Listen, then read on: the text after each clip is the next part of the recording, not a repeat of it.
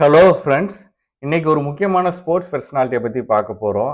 என்னோட role model, என்னோட பிடிச்ச பிளேயர். எனக்கு மட்டும் இல்லை, விராட் கோலி உங்களை எல்லாருக்கும் தெரியும். அவருக்கு ஃபேன் பேஸ் அதிகமாக இருக்குது வேர்ல்டு லெவலில்.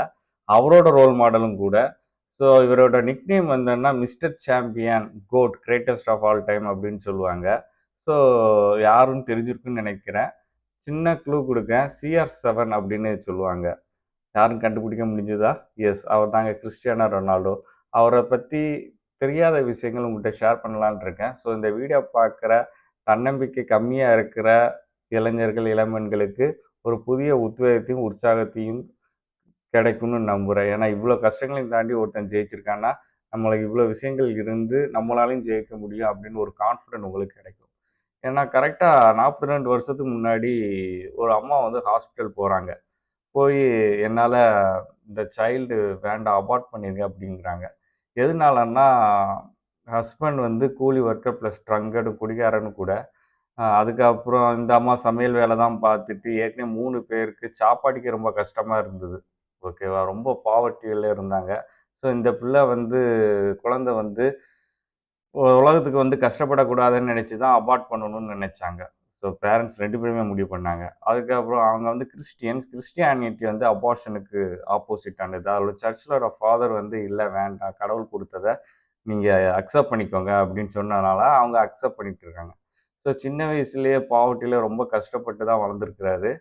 ஸோ அப்பா வந்து ஃபுட்பாலில் ஹெல்ப்பராக இருந்திருக்காரு. அப்போ போய் மேட்ச்சை பார்ப்பாரு. ஸோ அந்த பையனுக்கு சின்ன வயசுலேருந்தே ஃபுட்பால் மேலே ரொம்ப காதல். ஸோ 15 வயசில் அவருக்கு இன்னொரு பெரிய அதிர்ச்சிகரமான சம்பவம் என்னென்னா, ஹார்ட்டில் பெரிய ப்ராப்ளம். ஒன்று, ஃபுட்பால் விளையாடக்கூடாது. அப்படி விளையாடணும்னு நினச்சிங்கன்னா சர்ஜரி பண்ணணும். சர்ஜரி வந்து பயங்கர காம்ப்ளிகேஷன், உயிர் கூட போகலாம். ஆனால் துணிஞ்சு அவர் சர்ஜரி பண்ணார். அதுக்கப்புறம் கடுமையாக உழைச்சார். நம்ம எபிடம் ஆஃப் டிசிப்ளின். ஓகேவா. ஸோ டிசிப்ளினாக பயங்கரமாக உழைச்சார். அதுக்கப்புறம் இப்போ 41 வயசில் நிறைய பிளேயர்ஸ் வந்து ரிட்டையர்ட் ஆகிட்டாங்க. இந்த 41 வயசுலேயும் சவுதி அரேபியாவில் அல் நசர் அணிக்காக கப்பை வின் பண்ணி கொடுத்துருக்காரு. ஸோ அவர் பற்றி அவர் நினைவாக போர்ச்சுகலில் வந்து காயின் ரிலீஸ் பண்ண போகிறாங்க. கேலக்ஸியில் ஒரு நேம் அவர் பேரில் சொல்ல சூட்ட போகிறாங்க. ஏகப்பட்ட அவார்ட்ஸும் சரி, ரெகக்னிஷனும் சரி அவருக்கு கிடைச்சிது. இன்னும் வந்து அவர் உடம்புல டேட்டு போடல. ஏன்னா வருஷத்துக்கு ஒரு முறை வந்து பிளட் டொனேட் பண்ணுறாரு. ஓகேவா. ஸோ இதை நிறைய பேருக்கு ஷேர் பண்ணுங்கள். தேங்க்யூ.